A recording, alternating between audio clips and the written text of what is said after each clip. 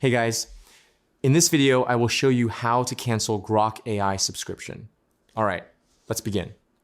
Open your browser, go to Google, and search for Grok AI.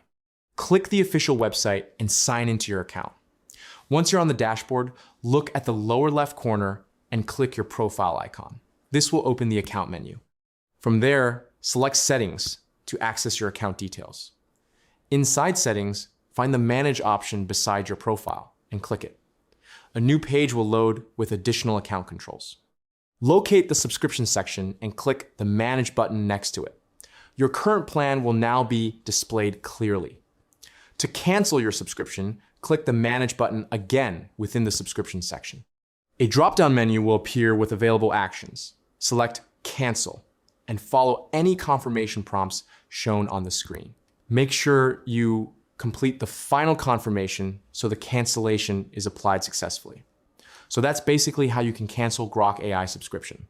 That's it for this video. Thanks.